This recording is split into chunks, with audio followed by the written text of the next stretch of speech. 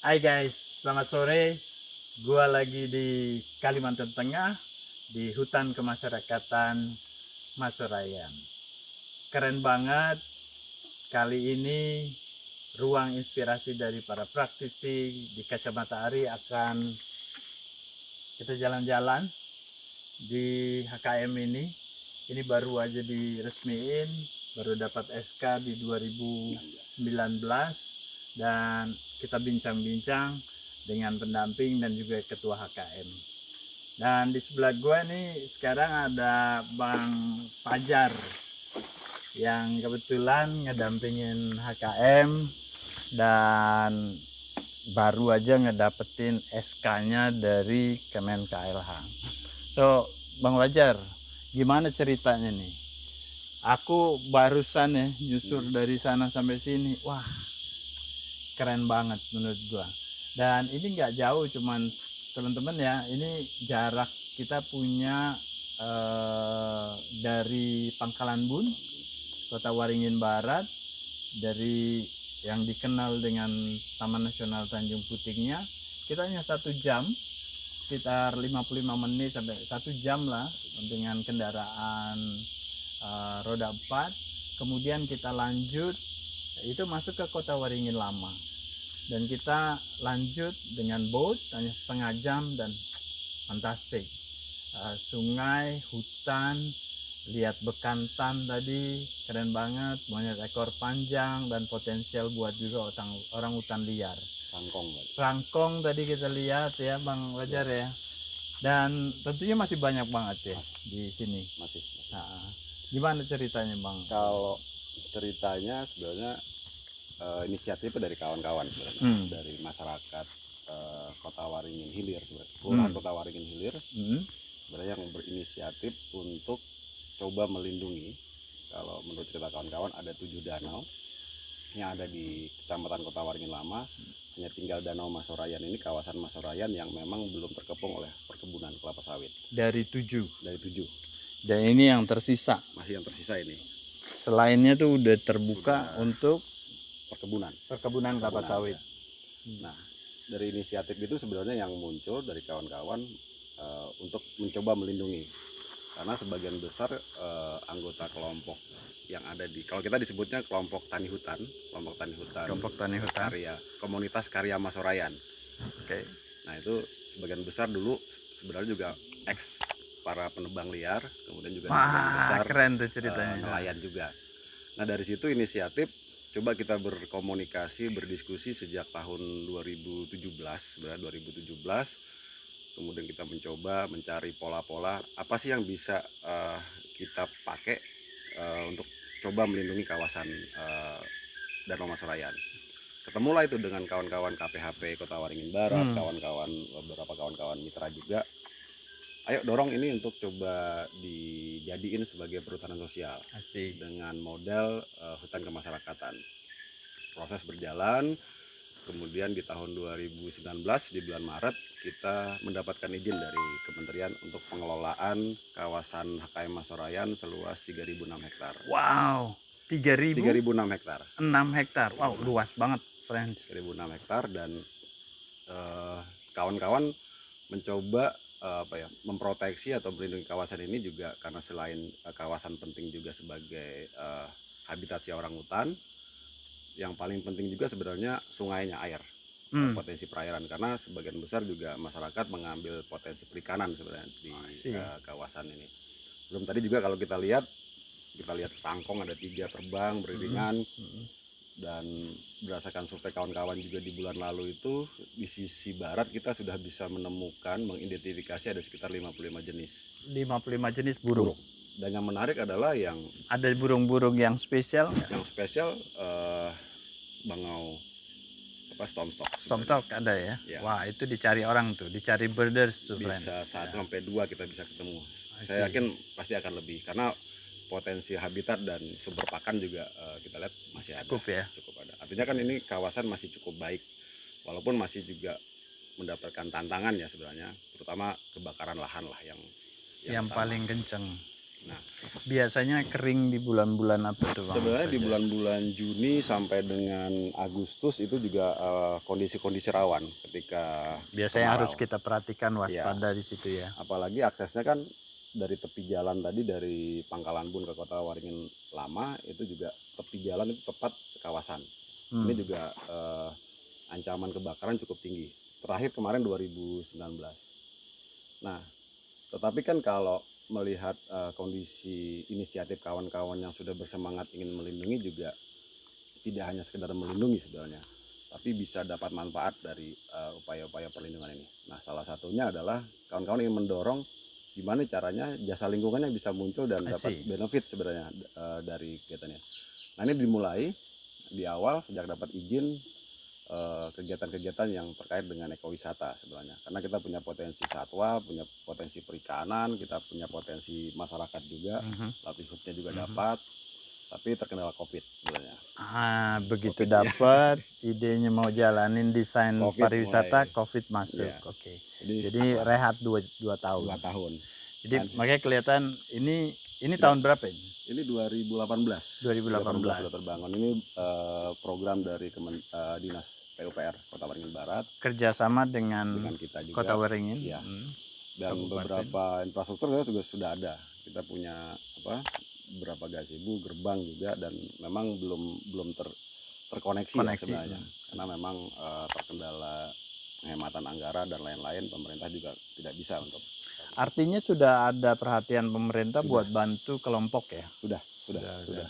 Karena kan pendampingan kita itu pendampingan, pembinaan, pengawasan itu kan dilakukan oleh KPHP Kota Waringin Barat, Kesatuan Pengelolaan Hutan Produksi Kota Waringin Barat, di bawah Dinas Provinsi Kehutanan dan juga BPSKL Kalimantan Tengah. Status awal sebelum jadi HKM ini hutan produksi dan hutan produksi yang dapat dikonversi.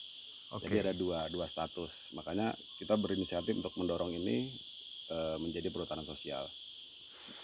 Bang Fajar, gue ngebayangin ya kalau di area yang lain tadi udah disebutin itu sawit semua gitu. Yeah. Ini jadi kayak oase ya, 3006 ya, atau saya nggak tahu apakah masih ada lebih lagi ya. 3006 ini menjadi oase buat keanekaragaman hayati yang tersisa ya. Yeah. Jadi kalau kalau untuk keanekaragaman hayati juga berdasarkan survei dari kawan-kawan di tahun 2018 sebenarnya potensi landscape yang satu hamparan dengan kawasan HKM Masorayan juga itu ada sekitar 200-an estimasi populasi orangutan. Nah, kalau kita lihat kondisi ke depan ini kan juga habitatnya semakin tergerus ya, pembukaan lahan dan lain-lain. Artinya ini bisa menjadi satu tempat pengungsian sebenarnya. Kalau kita bilang sih tempat pengungsian sementara orangutan di sini, dan berharap populasinya bisa meningkat di sini juga walaupun dengan yang relatif luasan, tapi paling tidak terutama orangutan bisa lebih aman lah dari sini. Dan udah ada survei belum populasi orangutan di? Kalau di Masorayannya sendiri kita belum lakukan, tapi kita mengikuti data baseline datanya itu 2018. Satu landscape termasuk Masorayan itu ada sekitar 207 estimasi orangutan. Berarti prosentasenya ada di sini berapa kita belum bisa pastiin ya. Tapi included di sini hampir 200. Dan menurut catatan juga sebenarnya dari BKSDA, hasil dari rescue dari tahun 2017, karena akses jalan ini kan dibuka di tahun 2010. Nah, itu tinggi juga kegiatan-kegiatan penyelamatan translokasi orangutan di sepanjang landscape ini dan sekitar Masorayan sebenarnya. Artinya populasinya ada, tinggal bagaimana mengupayakannya ini bisa tetap bisa bertahan dan bahkan bisa naik begitu. Itu sih Kang Ari. Kalau ngimpinya masyarakat tuh apa dengan use-nya ada apa tadi di ekoturism gitu. Itu mimpinya. Kalau mimpinya sebenarnya sederhana, dari kegiatan upaya perlindungan kita bicara konservasi saja tapi bisa dapat manfaat sebenarnya. Nah, ini yang poin penting sebenarnya. Tapi tidak hanya sekedar bicara konservasi, tapi manfaat dari konservasi ini bisa value dari ekonomi juga bisa didapatkan. Bisa didapat ya. Salah satu ya balance ya. Ekowisata. Yang kedua dari hasil hutan bukan kayu juga itu bisa menjadi sebenarnya, karena ada potensi jelutung juga di sini. Kemudian juga potensi perikanan. kemudian rotan juga, kalau kita masih ada rotan, Rotan ya, berpotensi. nih kawan-kawan. Ya. Ini kalau dilihat, rotannya masih banyak banget saya lihat di sini. Kalau ya kita berharap juga banyak apa ya, dukungan dari berbagai pihak sebenarnya, karena ini cukup berpotensi besar. Terutama kita belum banyak menggali juga potensi lain seperti tanaman obat, juga kita masih tanaman bisa obat, banyak lihat sebenarnya. pewarna alami Iya, gitu ya. banyak Untuk sebenarnya. ekoprint dan sebagainya saya kira, dan juga termasuk traditional knowledge ya, Betul. pengetahuan lokal yang di Betul. sini yang saya kira baik itu tadi untuk obat, rempah-rempah, untuk olahan makanan atau mungkin obat-obat dan sebagainya ya. Iya. Dan ini kan kalau sejarahnya juga sebenarnya salah satu situs sebenarnya, situs cagar budaya, termasuk situs bagian dari situs cagar budaya dan tempat mancingnya para raja dulu. I see. Nah, jadi ini juga Ini punya historinya menarik lagi nih ya. cerita dulu lah ya, artinya Tempat ini ya menjadi tempat pemancingan para raja. I see. Selain para raja tidak boleh masuk ke sini. Nah, kemudian juga sudah masuk bagian dari situs cagar budaya yang terintegrasi dengan situs cagar budaya Al-Nusari sebenarnya. Ini juga bagian. Itu di Kota Waringin Kota Waringin Lama Lama, ya. itu ada Astana Al-Nusari. Astana itu teman-teman bukan istana. Istana. Kemudian Astana itu kayak rumah jabatan. Rumah tinggal para raja. Nah, Astana itu dulunya ada 4. Ada 4. Saya dengar ada 4, ya. yang tersisa hanya tinggal 1. Dan itu masih living. Jadi ada keturunan yang meninggali tempat itu. Ya, menempati masih ada. Dan kita berharap ya situs cagar budaya yang ada di Kota Waringin, peninggalan para leluhur juga termasuk Masorayan ini juga bisa tetap ada. Dan ini kan bisa menjadi nilai tambah. Saya tadi sepintas masuk ya, kita ngobrol sama keluarga, itu keren banget peninggalannya. Saya takjub. Dan menurut saya itu satu aset besar yang bisa kita integrasikan. Jadi selain tadi sejarah, budaya dan juga kemudian alam, keanekaragaman hayati dan religi juga ya, karena di situ ada masjid tertua ya yang dibangun di 1800 sekian gitu, saya lupa, karena di Astana ini juga sebenarnya merupakan bangunan kayu ulin yang tua ya, yang cukup tua, dan peninggalannya tadi saya melihat fantastik, termasuk Quran yang tercatat kalau dari hasil kurasi dari teman-teman di keperbakalan itu sekitar 1860-an begitu. Itu fantastik.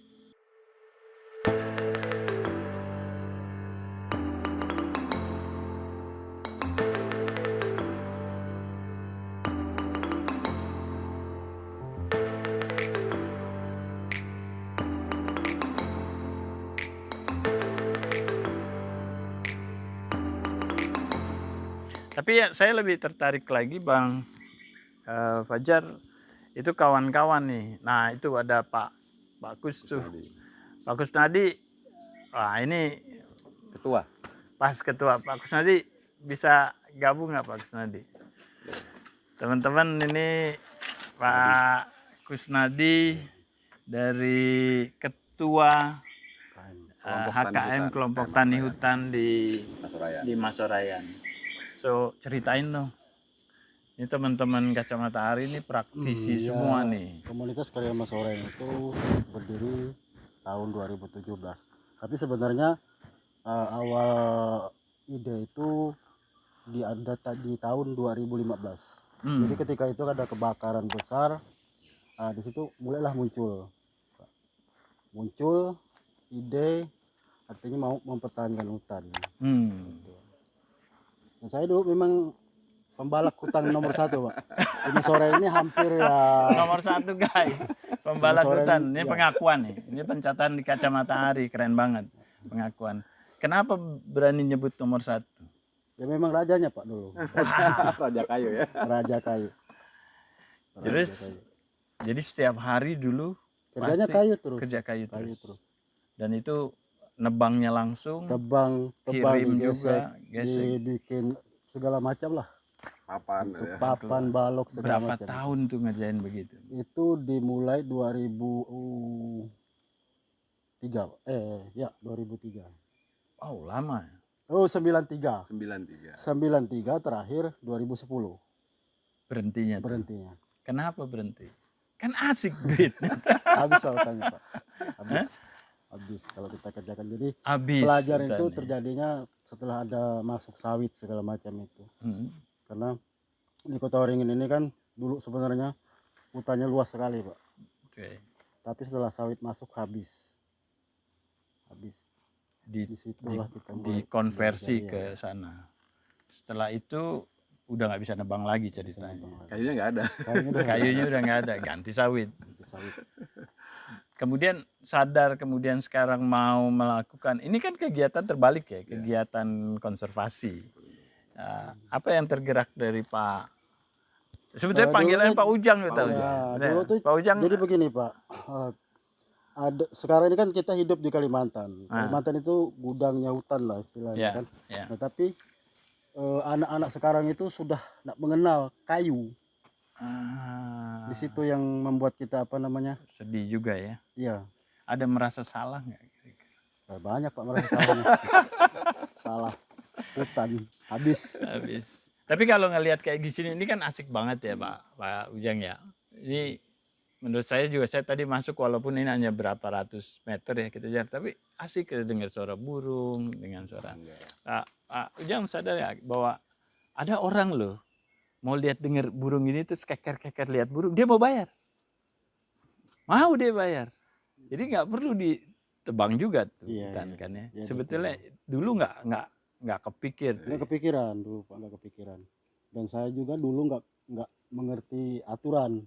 Artinya hutan produksi nggak tahu, semuanya pokoknya nggak tahu Pak. Yang penting ada pohon. Yang penting ada Tebang, pohon, ya. tebang, kerjakan itu aja. I see. Ada permintaan, potong, kirim, Iya. masuk uang. Itu. Tapi hidup tenang apa enggak tuh? Kalau dikatakan tenang sih, ya nggak tenang juga Pak. Tapi duit banyak. Duit banyak. Ya lumayan lah. Lumayan. Kang Ujang, itu kan tadi duitnya banyak gitu ya. Terus sekarang apa namanya? Tadi ya feeling salah gitu. Sekarang ngerti misalnya ada di sini, oh ternyata pariwisata ya, misalnya lihat kayak Tanjung Puting gitu ya. Ya kan udah pasti denger kan, karena ini dekat bahwa pariwisata di sana juga udah lumayan maju gitu. Mimpi kawan-kawan apa Pak Ujang? Ya kedepannya semoga ini menjadi penghasilan tambahan buat teman-teman juga dengan adanya pariwisata ini. Jadi di samping mereka jadi nelayan, buat tambahan lah. Ya. Sekarang sebagian teman-teman jadi nelayan ikan, dan ikan memang relatif cukup banyak ya. Alhamdulillah di sini masih lumayan banyak. Masih Selama lumayan tidak ada banyak. selambau ya. Ya, Alat tangkap itu yang menghancurkan. Oh ada semacam pukat gitu juga, masih kayak ada. pukat harimau Kayak dulunya pukat itu kan dipasang itu di tiap anak sungai. Jadi pukat harimau itu ikan mau masuk ke danau semuanya tertangkap oleh pukat itu. Jadi kan tidak bisa. Enggak besar kecil ukuran itu masuk semua. Masuk. Jadi nelayan yang kerja manual di danau itu sudah tidak kebagian. Nah sekarang upaya dari kelompok apa? Nah, kita sepakat semua alat tangkap yang merugikan itu kita angkat semua. Itu udah dilaksanakan. Sudah secara dilaksanakan. pelan. Tapi mereka mengerti juga ya. Iya sedikit. Alhamdulillah mereka Sampai ngerti saat ini pelan. mereka mengerti. Keren. Jadi sekarang selain, jadi pariwisata ini sebagai alternatif ya, karena saya sepakat tuh.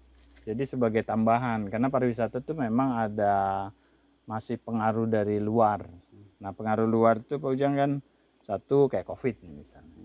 Orang pariwisata nggak bisa apa-apa tuh, tamunya nggak dateng kan, kapalnya nggak terbang, tempatnya ditutup. Nah kita ini bersyukur nih ya, kita sekarang kan di tempat sendiri ya, berarti bisa mengatur diri sendiri dengan baik gitu ya. Kalau saya lihat faktor lain tuh Pak Ujang, kalau di pariwisata yang menurut saya juga nih, kalau tempat seperti ini nih 3.006 hektar hutan ini sangat berpengaruh juga tuh perubahan iklim Pak Ujang.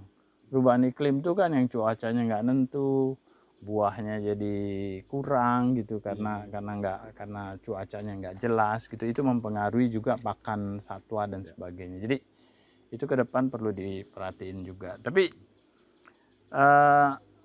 sekarang ini upaya apa yang udah ingin menuju mimpinya itu apa saja yang udah kerjasama dengan siapa saja yang Untuk sementara ini kita kan untuk penjagaan dan pengawasan ini kita Perlindungan ya, perlindungan program pelindungan ini bekerja sama dengan salah satu perusahaan di Kaubar itu perusahaan PT CSMS.